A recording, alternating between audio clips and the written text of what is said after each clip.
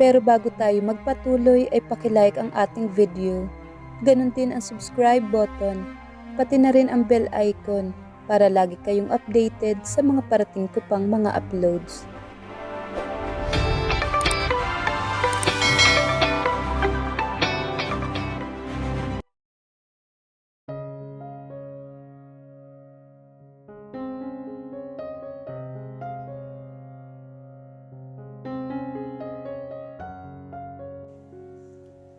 Kumusta si Albert at Almira, Rafael? Tanong ni Cassandra sa kanya na makabalik siya mula sa ospital. Marahan siyang umiling at malungkot nang ngumiti sa asawa. Hindi pa rin nagkakamalay si Almira. Gusto ni Uncle Freddy na dalhin siya sa Maynila para doon ipatingin sa kaibigan niyang doktor. Aalis sila dito sa La Union? Ano ba nangyari kay Albert at Almira? Bakit umalis na madaling araw si Almira? Yun ang gustong mangyari ni Uncle. Nalaman niya na hindi na nagkakasundo ang dalawa. Kaya't gusto niyang ilayo na lang si Almira. Tumakas si Almira kay Albert kanina dahil hindi niya kayang gawin ang gustong mangyari ni Albert. Naiiwan ang bata sa kanya kapag nag-grant na ang annulment nilang dalawa. Mahal naman talaga ni Almira si Albert. Nararamdaman ko yun. Sa ilang beses na naming pag-uusap, nararamdaman ko yun, Rafael. Gusto kong tulungan ang dalawa na magkaayos, pero pinapalaya na ni Albert sa Almira. Kung ano ang kahinatnan ng dalawa, ay hindi ko na rin alam. Pero alam ko na mahal ni Albert si Almira. At nangako si Albert na si Almira lang ang tanging mamahalin niya. At hinding-hindi siya magmamahal ng iba.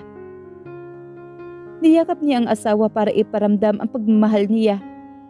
Kung siya si Albert, hindi niya hahayaan sa hiwalayan lang mauuwi ang lahat. Sayang kung sana nakapag-usap mo lang sila ng maayos. At ikaw, kumusta ang pakiramdam mo? Hindi ko gustong nagdilihim ka sa akin, kahit na maliit na bagay. Learn from Almira and Albert mistake. Walang maidudulot na maganda ang pagtatago ng damdamin sa asawa.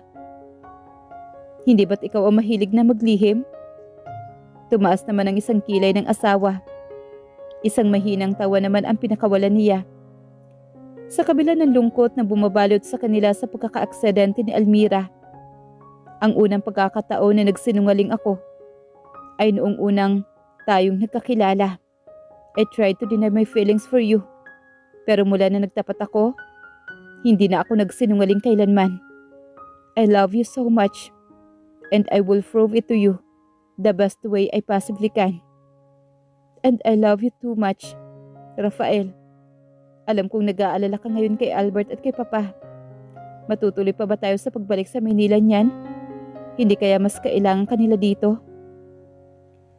Isang malalim na buntong hininga naman ang pinakawalan niya. Nahahati ang puso niya na umalis. Dahil kahit ang papa niya ngayon ay nalulungkot sa pag-alis ng anak-anakan nitong si Almira. Tiyak din niyang pagsapit ng gabi ngayon ay alak ang pagtutuunan naman ni Albert ng pansin para maibsan ang sakit ng paglayo ni Almira. Hindi ko rin alam. Palagay ko'y kailangan ko munang mamili ngayon kung ano ang mas sigit na mahalaga. Mas kailangan ako ni Papa at ni Albert. I-give up mo na ba ang distillerhiya? Nag-loan ka pa naman para mapalago mo pa yon. Kung papayag ka, ako muna ang titingin sa kumpanya habang inaasikaso mo ang hasyenda, Rafael. No, Cassandra. Bumitiw siya sa asawa at lumakad sa malapit na bar counter. Naglagay ng alak sa baso para uminom ng kaunti. Iyan ang huli kong gagawin. Ang wala sa tabi mo ngayon nagdadalang tao ka. Look at what happened to Almira. Hindi ko kayo iwawalay ng anak ko sa akin kahit kailan. Pero Rafael, ako na lang pupunta sa Maynila pero babalik din ako dito kaagad. Aayusin ko lang ilang bagay doon. At least dito may mga katulong kang kasama. At nandito rin si Papa. 2 araw lang ako doon. Baka naman samantalahin ni Hilda na wala ako doon. Tumawa siya sa lantaran nitong pagsiselos. Ni minsan ay hindi ko iniisip na tumingin sa iba. Kisekretarya ko man o tauhan dito sa asyenda. Huwag mo nang dagdagan ang isipin ko, love. Baka naman kapag wala ako dito, kung ano-ano rin ang iniisip mo. Nagbibiro lang ako, Rafael. Wika naman ni Cassandra ng katawa pa. Pero mas gusto kong sumama sa'yo dahil mas makakatulong ako sa distilleria kaysa dito sa asyenda. 2 araw lang naman, makakauwi din kaagad tayo dito kay Papa. Are you sure? Kung dalawin na rin kaya natin sa Almira pagdating natin sa Manila doon. Susubukan kong tawagan si Uncle Freddy. Kapag nandoon na tayo, sana lang ay magkamalay na si Almira. Lumapit si Cassandra sa kanya saka yumakap sa baywang niya. Gumanti siya na mahigpit na yakap rito. Puno ng pag-alala ang mga mata mo, mahal. Hindi ko ikakailan na labis ako nag-aalala kay Papa at kay Albert, love. Ito ang kulang kay Albert noon. Kaya napuno ng inggit sa akin. Ang yakap na tulad nito, nawala ng maaga ang mama niya noong mga bata pa kami. Kaya hindi na siya gaanong nakaranas ng yakap at pagmamahal ng isang ina. Napuno siya ng pride. Hindi rin siya marunong maglabas ng kinikimkim na sama ng loob. Kinalakihan na niya ang ugali na sarilinin ang kanyang problema. Nakilala din naman kitang masungit at arugante Mas mabait pa nga si Albert kung tutuusin. But what you see, at what you get from me. Hindi ba, love? Si Albert, he was trying to please other people.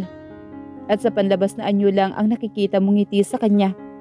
Deep inside, he was hiding pain and resentfulness towards me and Papa for a long time. Naapektuhan niyon ang relasyon nila ni Almira dahil hindi siya marunong magpahayag ng totoong damdamin niya. Nang magpaalam sila kay Carlos na pupunta sa Maynila, ay nakiusap itong puntahan nila si Almira para alamin ang kalagayan nito. Si Albert ay nagkulong lang sa kwarto na hindi rin makausap. Pero hindi umalis si Rafael sa harap ng silid ni Albert hanggat hindi siya nito hinaharap. Hindi ako pwedeng umalis ng ganyan ang kalagayan mo, Albert. Wika niya sa kapatid nang sinindihan ng ilaw sa silid nito. Nahagip na kaagad nito ang alak sa nightstand at ang wedding pictures nito at ni Almira. I'll be fine, Rafael. Nag-aalala din si Papa sa iyo. Aladahanin mo katatapos lang ng atake ni Papa. Please, Albert. Masakit din kay Papa ang pag-alis ni Almira. Marahan itong umiling sa kaitinukod ang mga kamay sa braso, sa bakal na balustre sa balkonahe. I can't breathe. I can't think straight. Parang nawala lahat ng purpose ko sa buhay. Ngayong wala na ang mag-ina ko, Rafael. Nangako ka na palalaguin mo ang hasyenda para sa magiging anak mo. Maaayos mo rin ang relasyon ninyo ni Almira. Huwag ka lang susuko, Albert. Sumusuko ka na nga ngayon pa lang. She hated me. Okay lang sana kung hindi niya ako mahal, Rafael.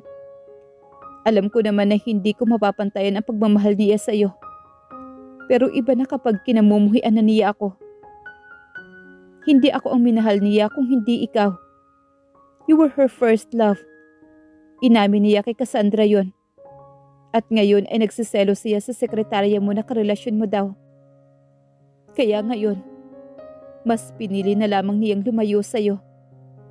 Hindi mo ba nakikita? Mahal ninyo ang isa't isa. Gusto niyong patunayan sa sarili ninyo na kaya ninyong mabuhay nang wala ang isa't isa. Pero sinasampal kayo ng katotohanan ngayon. At sinasabi ko na sa iyo ngayon to, Albert.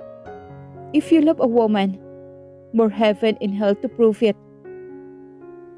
Karapat dapat pa ba ako sa pagmamahal niya? Mahal ka ni Almira. Ikaw ang pinili niyang pakasalan. Tumanggi siya sa akin kasi ikaw ang pinili niya. Nakikita niya. Ang sarili niya, ikaw ang makakasama niya habang buhay. Ano pa ba ang gusto mong patunayan, ha, Albert? Inubos ni Albert ang laman ng baso. Saka pumasok sa silid at tinungo ang closet. Siguro ay natauhan ito sa mga binitawan niyang salita. Ngayon pa ba kayo luluwas sa Maynila? Pwede niyo bang dalawin ang asawa ko doon? Sa sinabi nito ay nagpapahiwatig na nanumbalik ang pag-asa nito sa dibdib. Babalik si Almira sa piling nito. Yes, susubukan kong tawagan sa Uncle Freddy. Babalitaan kita sa kalagayan ng asawa mo. Maraming salamat, Rafael. Susunod ka agad ako kapag nalaman niyo kung saan hospital siya dinala. Napanatag siya kahit papaano sa ipinakitang katatagan ng kapatid. Tutulungan niya ang dalawa na magkaayos dahil gusto niyang maramdaman ni Albert ang walang patid na saya na katulad ng nararamdaman niya ngayon. Kanina pa tumatawag si Rafael pero hindi ko sasagutin, Almira. Hindi ko muna gusto makipag-usap sa mga Sullivan. Matapos na nangyari sa'yo, ongoing na ang annulment mo kay Albert. Hintayin mo na lang na mag-grant yun dahil hindi ka nababalik sa asawa mo. Wika ng papa niya habang nasa isang malaking hospital sila sa Manila. Hindi na siya sumagot sa sinabi nito. Matapos niyang mailagay sa panganib ang buhay niya at ang buhay ng anak niya, ay gusto na lang niyang sumunod sa gusto ng papa niya. Dahil ito na lang ang kinakapitan niya ng lakas. Gusto niyang manatiling ligtas hanggang sa makapanganak siya. Kanina nagkamalay siya ay nasa hospital pa sila sa La Union. Narinig niya na nagalit ang papa niya kay Albert dahil sa aksidenteng nangyari. Narinig din niya ang mga pangako ni Albert na sa ngayon ay hindi niya muna gustong isipin. Kung totoo man na siya lang talaga ang babaeng minamahal nito, panahon na lang ang makakapagsabi. Maraming nakarelasyon si Albert habang sila ay kasal. Si Cassandra na ang isang halimbawa doon. Mas kailangan niyang maging matatag ngayon.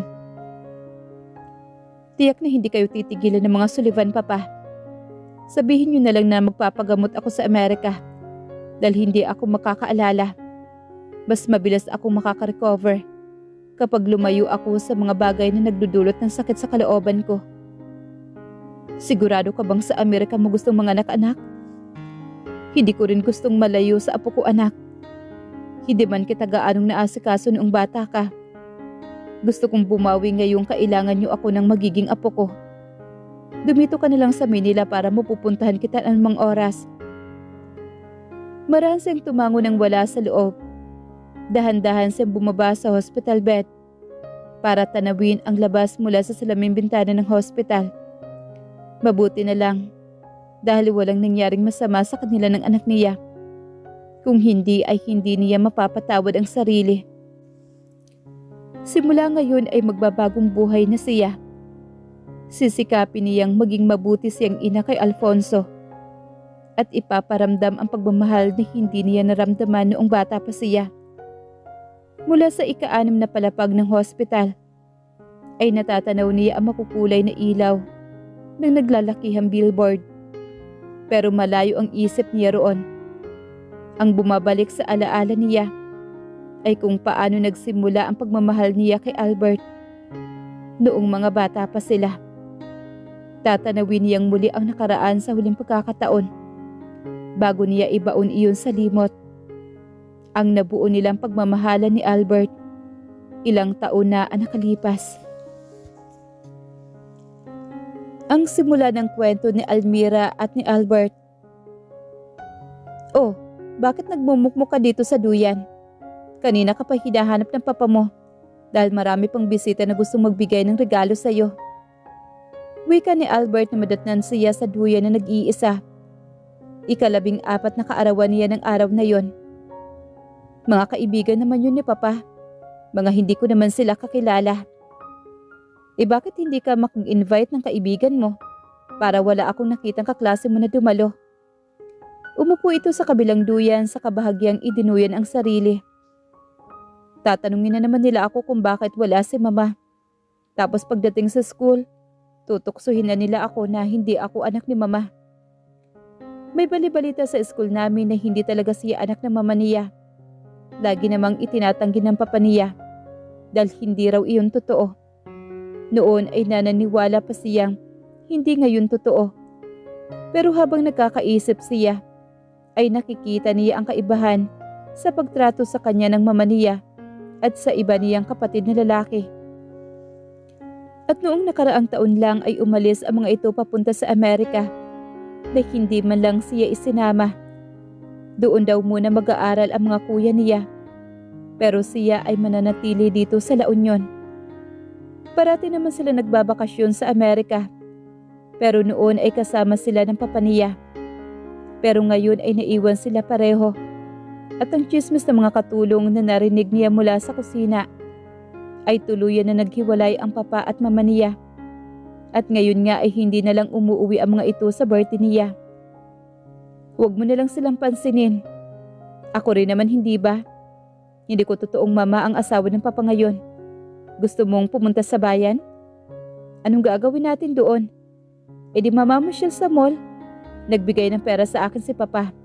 Bumili daw ako ng maibigan ko. Sasamahan tayo ng driver. Tara? Sige. Magpapaalam lang ako kay papa. Pumasok siya kaagad sa bahay at hinanap ang ama. Nakikipag-inuman na ito sa mga amigo nito na mga negosyante na rin sa bayan. Sandali siyang ipinakilala sa ilan nitong kaibigan. Bago siya pinayagan na sumama kay Albert. Kaibigan ng pamilya nila ang mga Sullivan. Habang nasa mall ay panay pa rin ang pakyut ng ilan nilang nakakasalubong na mga schoolmates sa mall. Gwapo naman kasi talaga si Albert at mapurma kung manamit. Kabaliktaran naman ito ng kapatid nito na si Rafael na may pagka-conservative naman at mas seryoso sa buhay.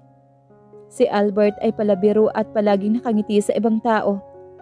Kaya ayun tuloy, feeling ng mga babaeng kinakawayan nito na may gusto ito sa mga yon.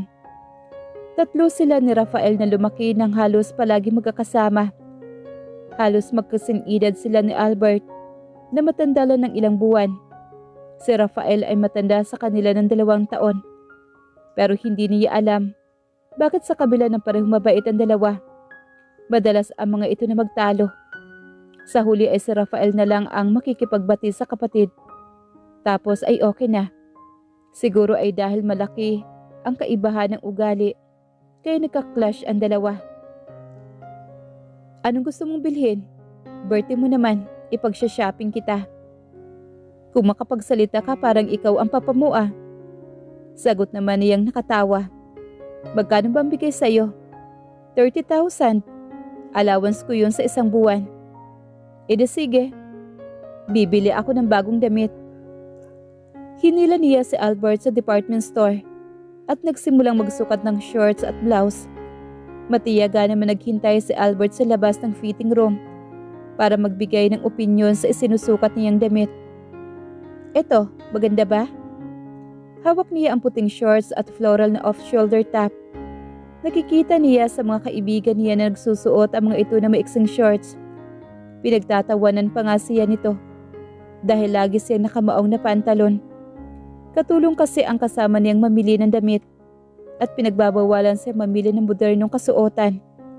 Gayon na si Albert ang kasama niya. Tiyak na bagay sa kanya ang mapipili niya. Oo, maganda sa'yo kasi mestiza ka. Pumili ka pa ng 2 para masulit mo ang pagsama sa akin. Okay na Albert, baka maubos naman ang allowance mo. No, today is your birthday. Tumayo ito at hinila ang kamay niya at bumalik sila sa mga nakadisplay sa mga damit. Hindi tayo aalis dito kapag hindi ka bumili ng 2 pa. Abutay nga naman ang ngiti niya habang namimili ng damit. Bestida naman ang napili niya ngayon. Tapos ang isang miniskirt. Hindi na siya pagtatawanan mga kaklase niya. Lalo na ngayon na si Albert ang nanlibre sa kanya. Na crush yata ng bayan. Dahil bukod sa kakisigan, ay kilalang mayaman sa bayan nila. Kumain naman tayo sa restaurant, nagugutom ako. Hindi ka ba kumain sa bahay? Hindi naman masarap ang luto ng katulong eh. Angal nito na hawak pa rin ang kamay niya habang maghahanap sila ng makakainan. Doon na lang kaya tayo kumain. Gusto ko ng French fries. Suhestyon niya na makita ang isang sikat na fast food. Umayo naman si Albert na dumiretso sa counter habang siya ay naghahanap ng mauupuan. Birthday mo ngayon hindi ba? Tanong naman ni Cheryl. Napaalis na halos dahil tapos na itong kumain doon. Kasama nito ang 2 pa nilang kaklase na laging nakabuntot dito sa campus. Si Cheryl ang anak ng dating mayor sa kanila, pero ngayon ay natalo sa eleksyon. Hindi niya alam kung bakit mainit ang dugo ng mga ito sa kanya, kahit wala naman siyang ginagawa sa mga ito. Oo, tipid naman niyang sagot. Nag-imbita siya kay Ninya at Leilani. Naka-close niya pero parang hindi pwede ang dalawa dahil may mga lakad ang pamilya. Hindi niya imbitahan ang tatlong ito na wala namang ginawa kung hindi hanapin ang mali ng pagkatao niya. Ano ang ginagawa mo dito? Wala ka bang children's party? Nagtawa na naman ang dalawa na mahina na ikinainis naman niya. Wala naman kasing alam ihanda ang katulong nila kung hindi spaghetti at hotdog na may marshmallow. Nag-shopping ako. Matapang naman niyang sagot. Saka itinaas ang 2 plastic bag ng pinamiling damit. And guess what kung sino ang nag-shopping sa akin? Si Albert na crush mo. Maniwala ako sa'yo. Sagot naman ni Cheryl na hinanap si Albert sa nakapila sa counter. Ikaibigan mo naman talaga yun eh. Pero hindi siya ang mamimili niyan, no? Ano ka, girlfriend? Lalong lumapad naman ang ngiti niya at nagmayabang. Tiyak na selos ito dahil matagal nang nagpapapansin kay Albert sa Cheryl. Kaya siguro talagang mainit ang dugo sa kanya kasi pinagseselosan siya nito. Bakit hindi mo itanong? Ayan na siya oh. Nang makalapit naman si Albert, ay ikinawit pa niya ang kamay sa braso nito para lalong umusok ang ilong ni Cheryl. Ipinatong naman ni Albert ang tray sa mesa. Saka ngumiti sa grupo naman ni Cheryl. Hi, bati nito na ang boses ay tila galing sa isang binata. Kung sa bagay, halos 15 anyos na si Albert. Nagbibinata ng ikangan matatanda sa kanila. Hi Albert, malambing namang sagot naman ni Cheryl habang ang dalawa ay kumakaway pa. Di ba ikaw ang bumili ng mga damit ko? Pag-iinggit niya sa mga babaeng naroroon. Yes, may problema ba? Umupo sila ni Albert at isa-isang tinanggal ang pagkain sa tray. Masarap yung fries. Try mo. Napilitan siyang tanggapin ang isusubong French fries ni Albert para lang inggitin sina Cheryl. Tumayo naman ang mga ito saka nagpaalam kay Albert imbes na sa kanya. Pag-alis ng mga ito ay sumubo siya ng kanya at nagsimulang kumain na. Akala ng Cheryl na yun nagsisinungaling ako na ikaw ang bumili ng mga damit ko. Para siyang batang nagsusumbong naman kay Albert. Dahan-dahang lang sa pagkain para namang hinahabol ka ng kabayo. Nakakainis kasi. Hayaan mo na. Ang hilig mong patulan ang mga ganun. Babait naman nung lumapit ako ah. Syempre, crush ka kayo ng babaeng yun. Pero kaninang wala ka sinabihan pang children's party ang birthday ko. Tumawa lang naman si Albert sa nakikitang inis sa kanya habang kumakain sila. Nagtataka siya na makitang padaan-daan pa ang grupo ni Cheryl sa kinakainan nilang fast food. Nang matapos ay nagiya na siyang umuwi dahil malapit ng gumabi. Pagdating sa mansyon nila ay naroon si Rafael kasama ang papa nila, ni Albert na si Carlos. May iniabot na regalo sa kanya ang matanda. Thank you ho, Uncle. Saan kayo galing ni Albert? Tanong naman ito. Ipinamili niya ho ako ng damit. Ito oh. Inilabas niya ang mga pinamili at tuwang-tuwa pa na ipinakita sa dalawa. Si Albert ay nasa likod lang niya nang walang imik. Bakit ang eksing niyan, Almira? Sita naman ni Rafael. Nang makita ang mga yon, umikot naman ang mga mata niya sa gustong mainis. Uso naman yan ngayon eh. Pero hindi yan disente. Pwede ba Rafael, huwag kang OA? Dalaga na si Almira. Natural gusto niyang sumunod sa uso. Si Albert ang sumagot na agad naman inawit ni Carlos. Tama na kayong dalawa. Birthday ni Almira ngayon. Kung ano ang gusto niya pagbigyan yung dalawa. Para niyo ng kapatid ang batang yon. Lumakad naman si Carlos sa kinaroroonan ng papa niya habang silang tatlo ay naiwan sa sala. Ano bang masama sa pinamili ko? May kinaniyang tanong naman kay Rafael nang umalis na rin sa tabi nila si Albert. Narinig niya na lang ang pag-andar ng sasakyan, sakay ang kaibigan na ikinalungkot naman niya. Mas masaya kasing kasama si Albert. dahil pareho silang hilig. Si Rafael ay parang kuya na laging strikto at nakasalungat lagi sa kanila. Dalaga ka na, Almira, kaya dapat mas lalo mong iniingatan ang mga suot mo.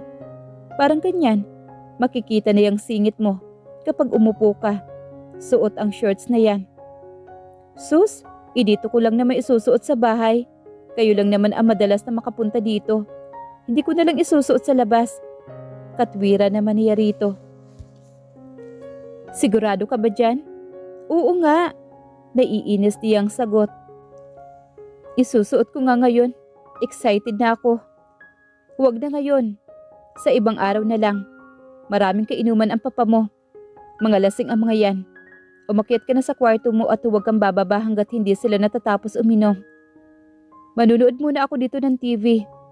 Maaga pa para matulog, Rafael. Huwag nang matigas ang ulo mo, Almira. May TV naman sa kwarto mo. Bakit hindi ka doon manood? Napilitan siyang umakyat sa silid at doon na lang na malagi.